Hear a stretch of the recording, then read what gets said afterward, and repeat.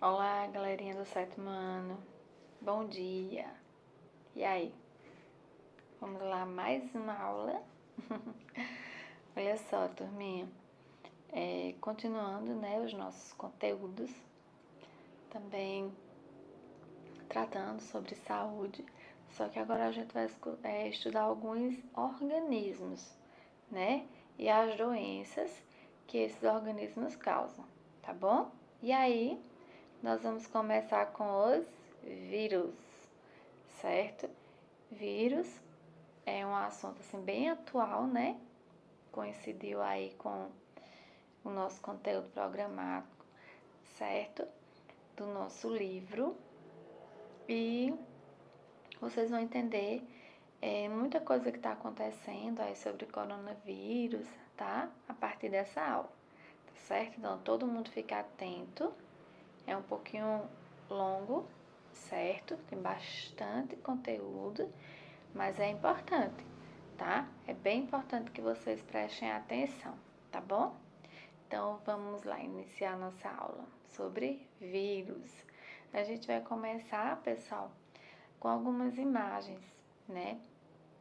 De alguns vírus. Os vírus são tão pequenos, pessoal, tão pequenos, que eles podem contaminar bactérias, certo? Além de bactérias, eles contaminam células, né? Tendo em vista que são organismos onde não são considerados seres vivos, a não ser quando eles estão dentro de uma célula viva, tá?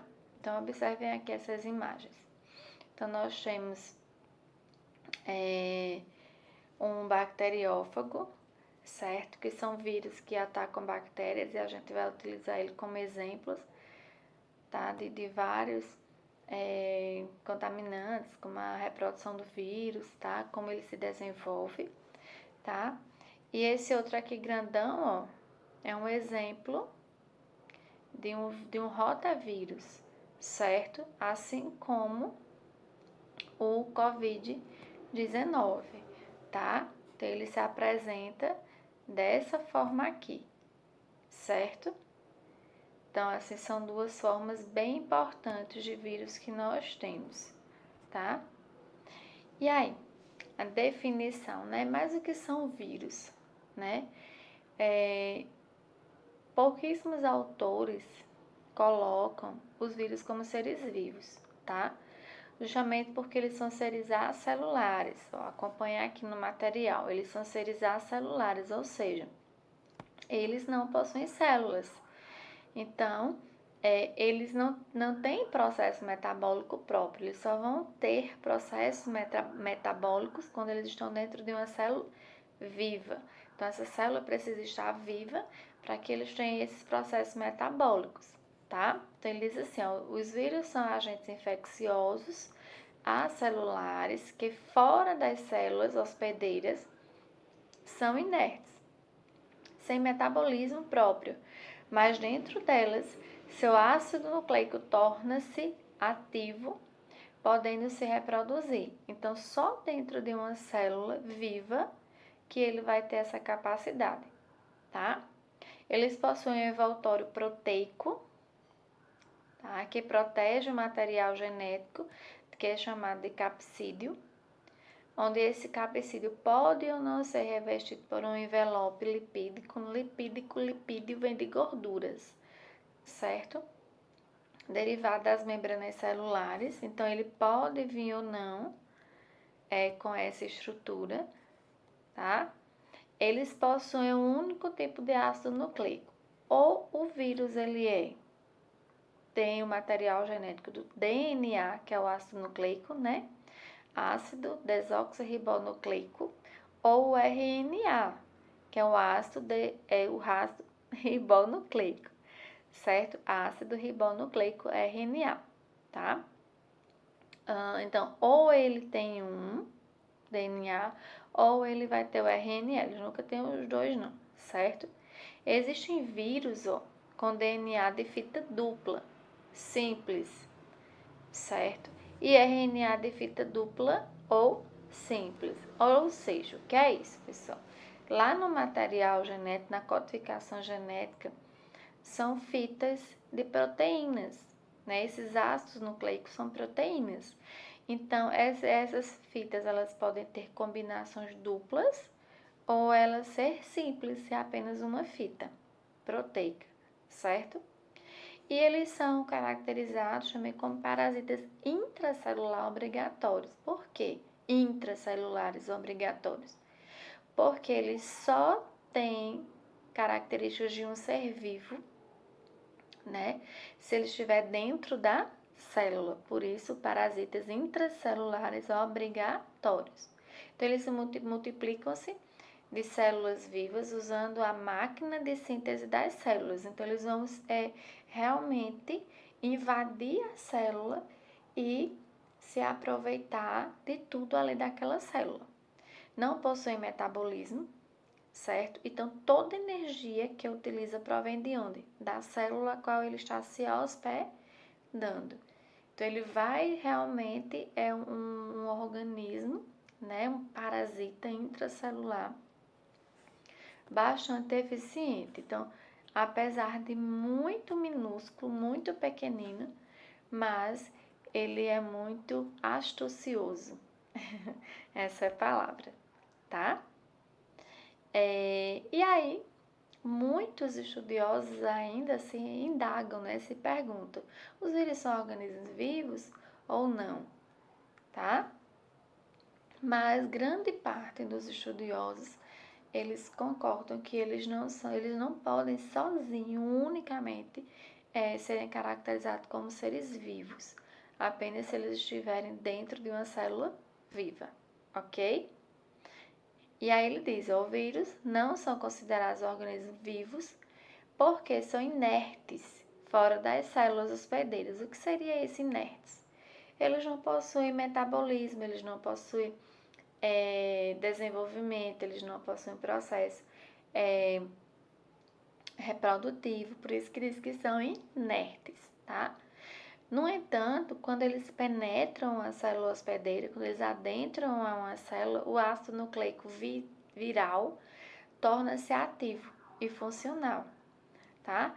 E aí é que começa a ter características de um ser vivo, tá? Então, sob esse ponto de vista, né, os vírus estão vivos quando proliferam dentro da célula hospedeira infectada. Então, eles só vão apresentar essas características de seres vivos quando dentro de uma célula infectada, certo? A não ser eles não apresentar essas características, ok, pessoal? E aí,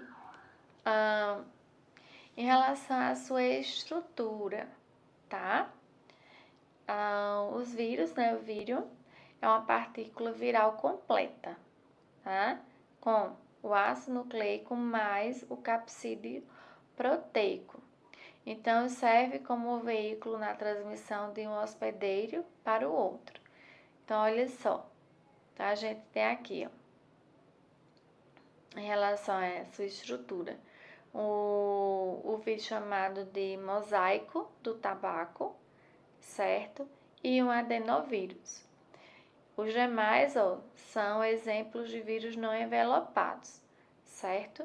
E aqui, ó, os vírus da gripe é um exemplo de vírus o quê? Envelopado. Então, aqui um outro exemplo do vírus da gripe, certo? Existem vírus ó, de diferentes formas geométricas, helicoidais, poliédricos, icosaédricos e cilíndricos. Então, existem vírus de diversas formas, tá?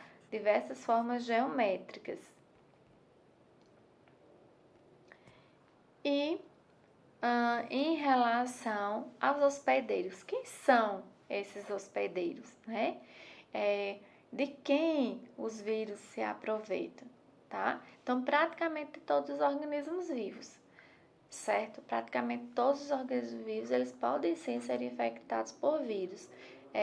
Os animais, os vegetais, bactérias, fungos e protozoários, certo? Então, boa parte dos seres vivos, eles podem sim sofrer um processo de contaminação viral, levando ou não à morte desses organismos. Nem sempre leva à morte, certo? Mas uma doença causada por vírus normalmente é uma doença séria que ela precisa ser tratada logo de imediato, tá? Então, aí, em relação à reprodução viral, né? Eles só se reproduzem dentro de uma célula hospedeira, certo? O ácido nucleico do vírus possui somente uma pequena parte dos genes necessários para a síntese de novos vírus, né? Então, só uma parte do que é necessário para sintetizar, para produzir novos vírus que ele produz, que ele tem. As demais enzimas necessárias para a síntese proteica, né? Síntese de ribossomos, de RNA transportador, que é esse RNAT, RNAM, RNA mensageiro e ATP, que significa adenosina trifosfato, são fornecidos para a célula que é hospedeira, para a célula que ele vai fazer moradia, né? Que ele vai servir ali de sua casa e ele vai se aproveitar, danificando aquele ambiente.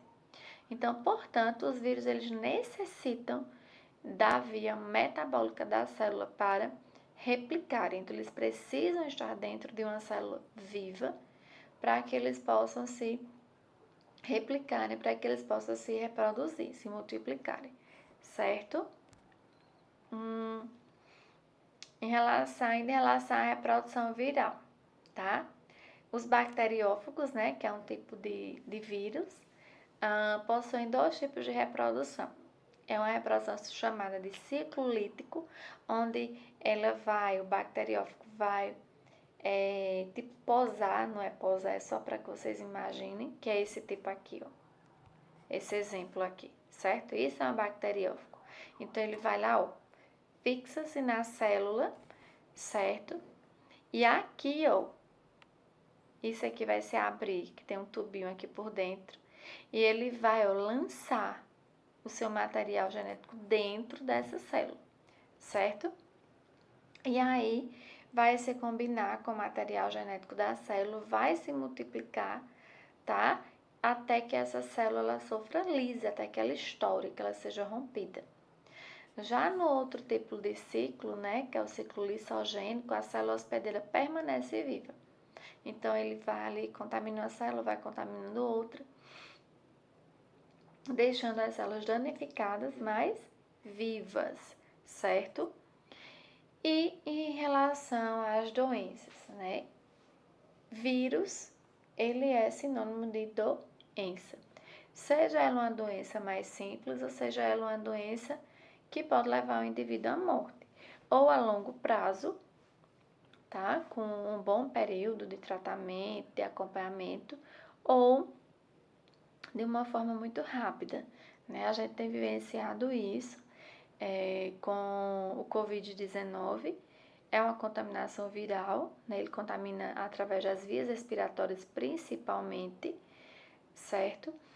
E ele pode levar o indivíduo à morte em poucos dias, certo? Isso vai depender muito da particularidade de cada indivíduo, né? Se tem algumas doenças associadas, né? Se é obeso, se é diabético, e aí são pessoas mais propensas a ter a doença de uma forma mais grave, beleza? E aqui a gente vai começar exemplificando com o rotavírus, certo? Um retrovírus, que é o HIV, certo? Onde para ser considerado um retrovírus, não basta possuir RNA, é necessária a presença de uma enzima chamada transcriptase, tá? Reversa. Então, para ser caracterizado como um vírus, um retrovírus, ele vai precisar ter essa enzima, certo? O vírus do HIV ele é um vírus envelopado, ele possui duas fitas idênticas de RNA, ele possui essa enzima transcriptase reversa, certo? E o HIV ele é um retrovírus, né? Então, pois possui a capacidade de produzir DNA a partir de RNA. E isso, quando a gente fala de retrovírus, tá? A gente está falando de um vírus que ele é grave, que ele é um vírus perigoso, certo? Que ele é um vírus bem astucioso, ok? E que pode causar lesões e levar à morte do indivíduo, ou a curto prazo ou a longo prazo. Aqui a gente tem um outro tipo de vírus, causador da herpes, certo? A herpes bucal, que é aqui, ó, a herpes simplex tipo 1, tá? Então, a forma de transmissão é através das vias aéreas, né? Oral e respiratória, contato com pessoas direto, né? Contato com objetos contaminados com o vírus. Então, tem lá um ferimento. Você vai, beija a pessoa. Esse contato com esse ferimento, com esse local, que pode estar ali lançando o vírus, você vai se contaminar, muito provavelmente, tá? A formação e sintomas é a formação de bolhas e feridas no tecido epitelial, por exemplo, dos lábios, né? No tecido de revestimento, no tecido que a gente consegue visualizar. Acontece cerca de 90% da população mundial, então é uma quantidade bem considerável, né? A grande maioria das pessoas possuem o vírus, mas são assintomáticos, né? Essa palavra a gente tem escutado bastante. Ou seja, eles não vão apresentar os sintomas da doença, certo? Não apresenta dor, às vezes não vai apresentar o próprio ferimento, tá? E são doenças que elas estão mais relacionadas a elas serem apresentadas, tá? De acordo com as condições imunitárias do indivíduo. Então, as condições como estresse, algum tipo de perturbação, alguma outra patologia que ocasione a baixa imunidade pode levar, sim, a esses sintomas, que eles sejam aparentes, que você consegue perceber, tá? O tratamento é a utilização de pomadas que inibem esse desenvolvimento viral. E a profilaxia, que é a prevenção, né? Evitar o contato com pessoas que apresentam os sintomas, porque senão você também não vai saber, né? Então a pessoa precisa apresentar os sintomas e evitar o compartilhamento de copos, né? E de outros talheres e outros utensílios domésticos, certo? Em relação à herpes genital, então tem a herpes bucal, certo? Que é um tipo, e tem a herpes genital, que é um outro tipo, tá? Então, a forma de transmissão é através pelo contato sexual, né? Os sintomas podem apresentar ferimentos na região do pênis, na região da vagina, certo?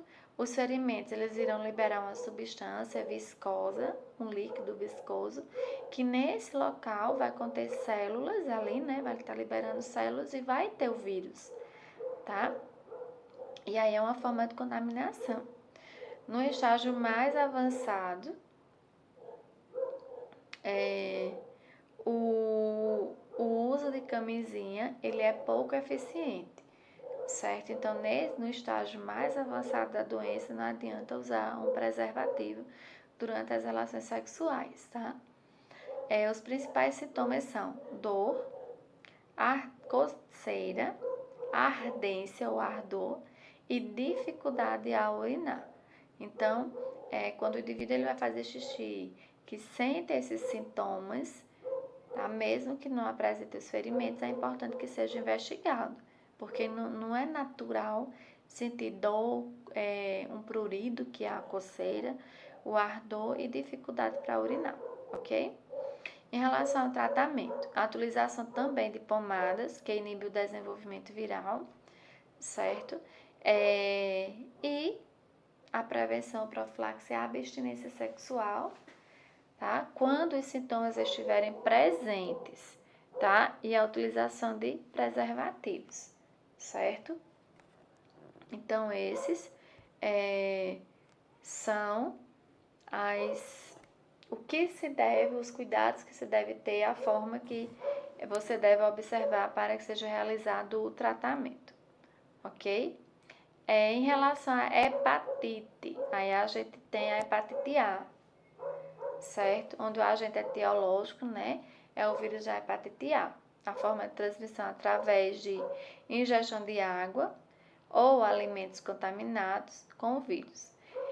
Os sintomas é através da inflamação do fígado, pode apresentar febre, pele e olhos amarelados, isso é muito característico de doenças hepáticas, tá? O indivíduo vai apresentar náuseas, né? Os enjoos e até podendo chegar ao vômito, tá? O tratamento, é necessária a utilização de medicamentos, que eles irão reduzir, diminuir os sintomas, e geralmente o sistema imune, ou seja, as defesas do nosso organismo, conseguem eliminar esse vírus. E a profilaxia, né, a prevenção, que é o que? A educação sanitária e o saneamento básico, certo? Aqui nessas imagens, ó, eles apresentam como as características, né, visuais que a gente consegue observar no indivíduo com hepatite, certo? Então, os olhos, ó, aqui a partezinha branca bem amarelada, a própria pele fica amarelada, tá? Então, isso é um sinal que se apresenta na hepatite, ok? Em relação à hepatite B e C, tá? Então, o agente etiológico já é o vírus da hepatite B e o da hepatite C. A forma de transmissão através de contato, né? Com substâncias, com secreções, o contato sexual e o compartilhamento de seringas e a transfusão de sangue, certo? Em relação aos sintomas, a inflamação do fígado, dores de cabeça e do corpo, pele e olhos amarelados, náuseas e vômitos. Então, o mais forte aí é quando se faz o exame que vai detectar essa inflamação, a característica da pele e dos olhos amarelados. Então, isso aí já é um sinal, certo? É o tratamento, utilização de medicamentos que vão inibir também essa ação viral. E a profilaxia, né, a gente estudou em aulas anteriores, a vacina, tá? Então, é de extrema importância a vacinação para a prevenção desta doença. Aqui a gente tem a hepatite B e C, tá? Apresentando algumas características. Então, aqui a gente tem, ó, a pele normal e nesse outro lado a icterícia. O que é icterícia? É aquela coloração amarelada. É muito comum crianças já serem ictéricas, né, com icterícia, mas não por um problema desse, certo? Aí são outros fatores. Então, aquela característicazinha amarelada do bebê pode ser um sinal de icterícia, tá? Mas não indica que ela tem hepatite, beleza? É só um exemplo para vocês tentarem relacionar. A AIDS, tá?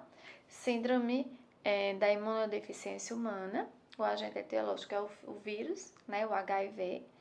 A forma de transmissão através de sangue, esperma, secreções vaginais, leite materno e também através da placenta, que pode infectar o feto. Tá? Os sintomas: febre, calafrios, dores musculares, tá? Náusea, vômito, tá? Então, são sintomas muito próximos um dos outros, né? Muito parecidos, tá? O tratamento não tem cura, certo? E a profilaxia é o uso de preservativos, evitar promiscuidade, né? Se envolver com uma pessoa ou com outra, tá? Então, isso aí não é interessante, ok? Ainda sobre a AIDS, né? O vírus HIV ele infecta células de defesa do organismo, denominados linfócitos CD4, onde eles são responsáveis por alertar o organismo quando existe a invasão de agentes estranhos, né? Que são os antígenos. Então, com a morte desse CD4, o sistema imune se torna deficiente e começam a surgir doenças oportunistas, né, que são as gripes, pneumonia, tuberculose, a candidíase, as quais não tratadas podem levar o indivíduo, né, portador do vírus da AIDS à morte, certo?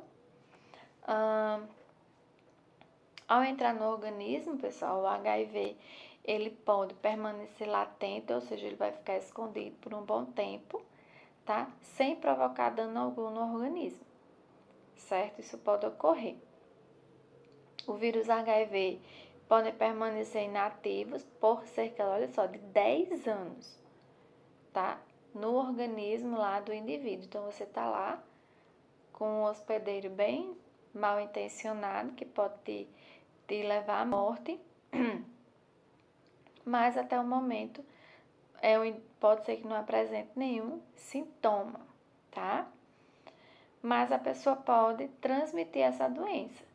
Então, é mesmo que você tenha a doença, certo? E de repente você sabe, mas tem uma relação sexual desprotegida, não tem os cuidados necessários, o outro indivíduo ele pode adquirir a doença sim, porque você transmite, tá? Só um exemplo. Em relação ao sarampo, né, a gente teve um surto, né, de sarampo há 1 ano e pouco atrás. A forma de transmissão pelas vias aéreas, né, oral e respiratória, as vias aéreas superiores que a gente chama, e com contato direto com pessoas e com objetos contaminados. Então, os sintomas em relação à febre alta, uma tosse seca e aparecimento de manchas vermelhas na pele, certo? Então, esse aparecimento de manchas vermelhas é o que vai ser mais característico nessa doença. Aqui a gente tem o sarampo, tá? Como ele se apresenta, a característica assim, na pele do indivíduo fica cheio de pataquinhas vermelhas, certo? A catapora, o agente infeccioso, né? Agente etiológico, é a varicela zoster, tá? A forma de transmissão também pelas vias aéreas, certo? Oral e respiratório, o contato de pessoa a pessoa, o contato com objetos. Então, tudo isso pode auxiliar nesse processo de transmissão. Os sintomas: lesões na pele, que causam ardor, coceira, né, que é o prurido. Em crianças, a catapora ou varicela, e em adulto chamado de cobreiro, certo? O tratamento não possui, não existe, então geralmente o sistema imune consegue eliminar esses vírus, tá? E existe o quê? A vacinação lá na infância, que é uma forma de evitar, uma forma de profilaxia, certo? E aqui alguns exemplos, né, de como essa doença se apresenta. A raiva, tá? A raiva não é essa raivinha simples que a gente tem, não, tá? Existe uma doença, a raiva, que ela é o quê? Ocasionada pelo vírus da raiva, certo? E sua transmissão, ela se faz através da saliva de animais mamíferos doentes, principalmente através de mordidas, né? Porque vai morder, vai perfurar e abrir, tem uma porta de entrada. No ambiente urbano, através de cães e gatos. No ambiente rural, através de morcegos hematófagos, ou seja, os morcegos que se alimentam de sangue. Os sintomas: encefalite, certo? E aumento da salivação e capacidade de deglutição. E tem uma característica bem interessante, que é a hidrofobia, certo? Os sintomas do homem: insônia, dor de cabeça, convulsões, salivação excessiva, febre, espasmos dos músculos, são aqueles choquezinhos, né, que se dá. espasmos dos músculos da glote, dificuldades de deglutição, que é a hidrofobia, certo? Então, é bem característico nessa doença. Em relação à profilaxia ou prevenção, não possui cura, certo? A vacinação dos animais domésticos, vacina antirrábica, também para os seres humanos. E aqui a gente vai finalizar essa primeira parte da aula sobre vírus, que eu vou continuar na próxima aula, com algumas imagens, certo? Aqui a gente tem algumas imagens de animais contaminados, né? Como eles podem ficar, eu já presenciei um cão quando eu era criança e realmente fica assim, ó. Tá? Ele fica bem agitado, bem nervoso, andando de um lado e para o outro. E com a salivação excessiva. E essa salivação excessiva provoca essa espuma que vai saindo junto com a saliva do animal. E aqui um indivíduo, um ser humano, tá apresentando a doença. Ok, pessoal? Então, a gente vai ver até aqui, até o slide 25 e a gente continua na próxima aula, certo? Então, um beijão para vocês. Vejam lá no Classroom que teremos atividades para vocês, turminha, beleza? Ok?